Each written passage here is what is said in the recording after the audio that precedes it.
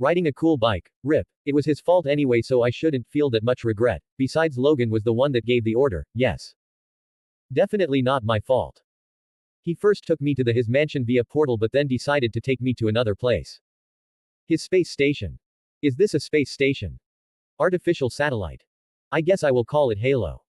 I'm staring to think that Aragorn might be an alien.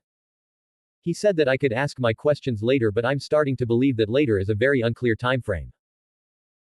After fixing a back door in my mind, that apparently the professor left, he told me that I had some memories sealed off and that my mental defenses were paper thin. I will have to talk to the professor about that. I'm afraid of what he will say. Memories make us who we are, and if I'm missing some, then those must be some pretty important memories. But not everything is bad news. Aragorn is undoubtedly on my side. He even reinforced our link, so now I can use his psionic energy, and since the connection is stronger, I can now feel him more vividly. If there was any doubt before, now there isn't. I'm too tired, so I'll take a nap, and this bed is amazing. After waking up, I asked Spark about how to play the games on the gaming room. This technology is different to the game console we have on the mansion. Spark is a nice fellow. I can't feel his mind, since he is an AI, but somehow I can understand that he is trying to be nice to me. After playing Let's Dance, for a while I felt Aragorn come back, but he was accompanied by a woman, a telepath. At first I was on guard, but she turned out to be a nice lady. Aragorn, the coward, escaped when we were making fun of him. After showing Ms. Frost around the house, I asked Spark to guide us to the med bay. I've always had an interest on medicine. After exploring the med bay for a while, a portal opened and an unconscious man was floated in. The butler, no doubt, but there was something wrong with his mind. Something was awful. So much pain, confusion, despair, happiness, loyalty and regret shouldn't be mixed like that. A moment later Aragorn came in and told us to participate in fixing the damage done to the man. I really wanted to cry and shout. The same was for Emma as well, but we knew that this was not the time for that. Aragorn started fixing Mr. Barnes' mind and was patient enough to stop whenever Emma or I had any questions.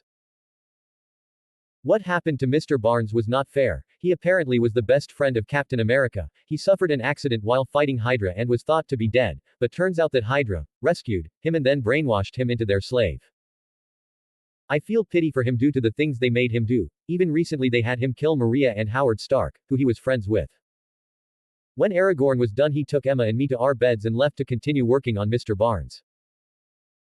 Sometime later when I woke up, coming out of my room, apparently this is my room. Aragorn said that Spark prepared the rooms for us. I found Emma, so we decided to play on the gaming room.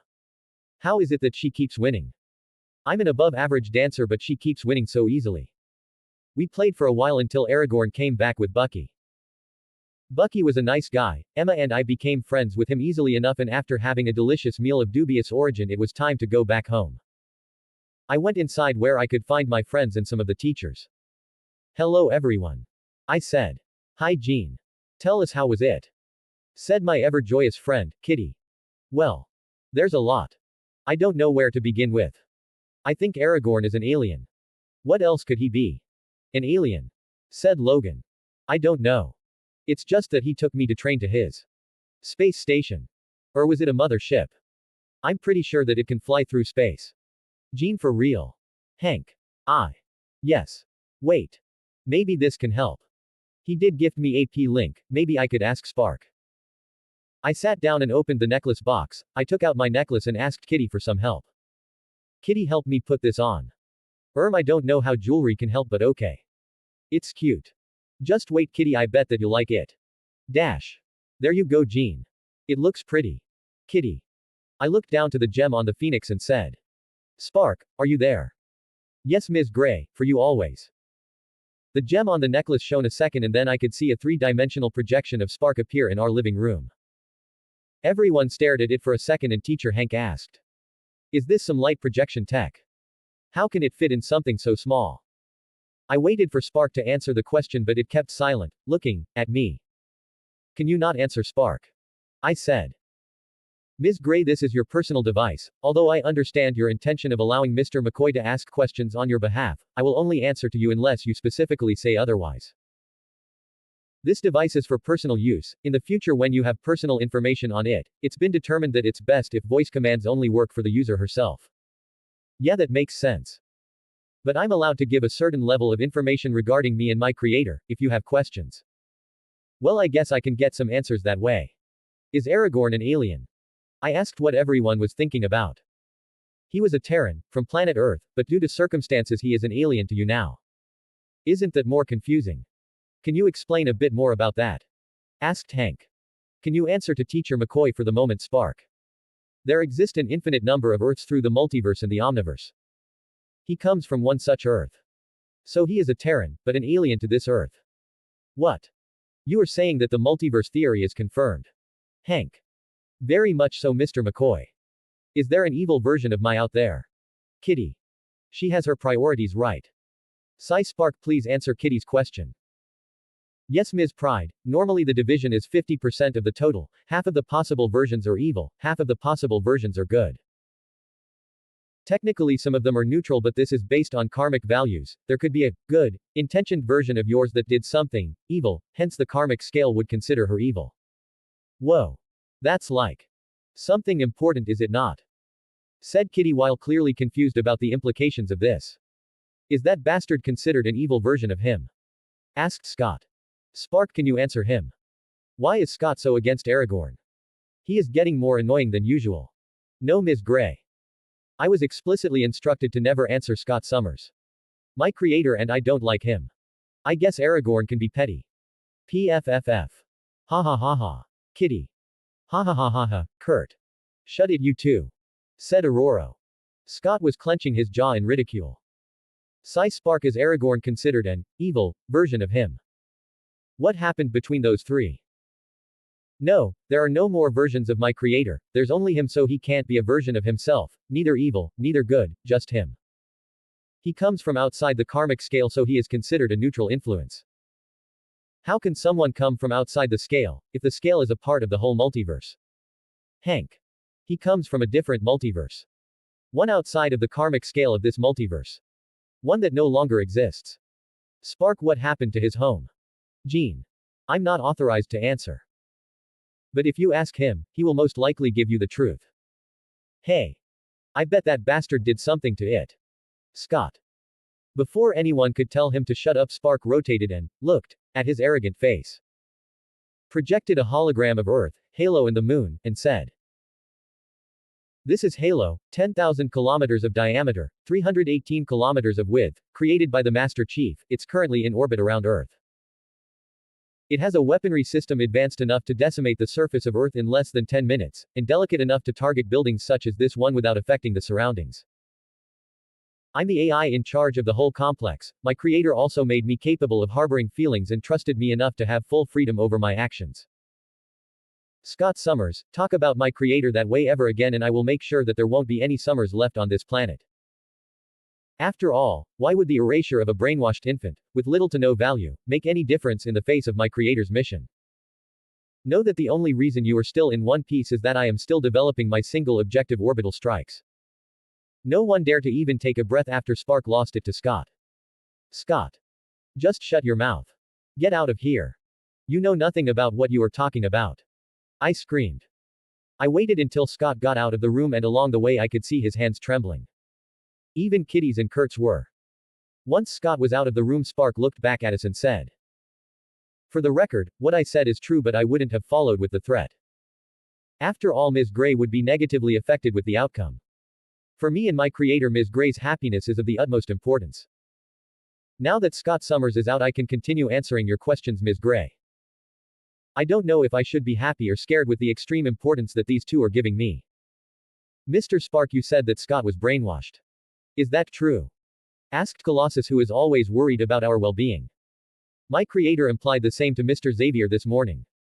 Just Spark is fine, is both my title and designation. That is very concerning. I thought that he meant it as an insult. I will make sure to take a look tomorrow. Xavier. Spark, what is the mission that you mentioned before? Is it also classified? Aurora. Answer her question, please. Jean. It's not classified, Ms. Munro. The mission is to prevent this universe from resetting. He was tasked by the abstracts and creator of this multiverse to settle on this universe and prevent it from resetting. What do you mean by resetting? Kitty, who managed to calm down. Prematurely ending and starting again. Like the end of the world. Jean. Exactly, Ms. Gray. What a calm way to drop a bomb. Is that why he made the halo? Jean. It is not necessary. My creator is not a being of logic after all. Logic dictates to use his telepathy to subjugate the population of the planet to ensure the safety of the universe. Logic dictates to eliminate all risks. But based on the way that my creator will possibly operate, it's preferable to have a mobile outpost. After that, we were not feeling in the mood for more questions that could potentially damage our paradigm of life. So I went to bed excited and concerned about my training and the memories that I will discover tomorrow. Hello friends. I started today's chapter as promised, but then I realized that I will probably have to make a 15k word chapter tomorrow if I left the POV chapter for later. So I ended doing the POV chapter today. The next chapter will come sooner, so just wait for me. XD. Hello my readers. Thank you for giving of your time to my story. ExistentialVoid creators' thoughts. 17 comments, 0 vote. Xandar, Seals and Phoenix, Part 1. It's a new day. If everything works out, today we will free Jean's potential. Once her potential is released, the training for her to handle the Phoenix avatar powers should begin.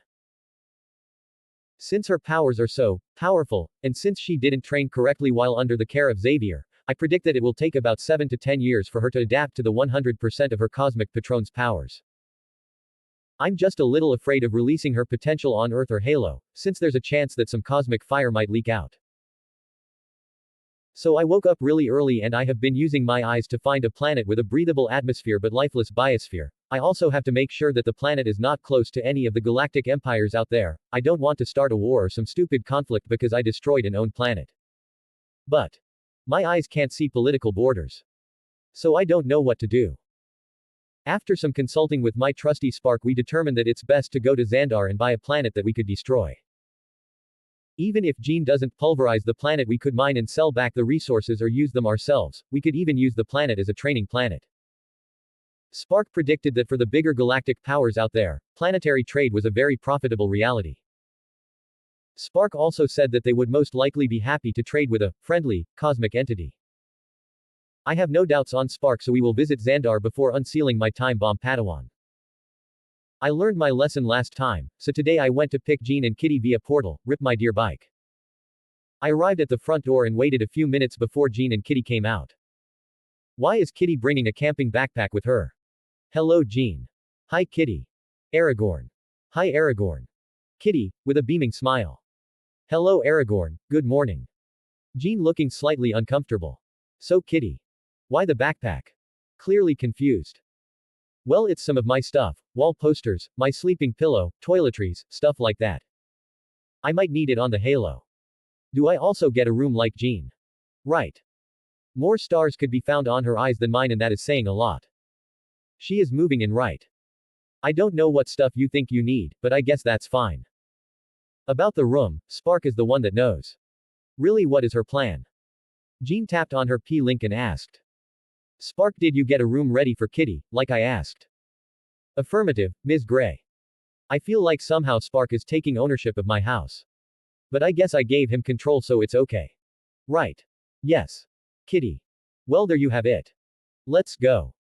Today we will visit one of the neighboring galactic empires to buy a planet. I have no credits.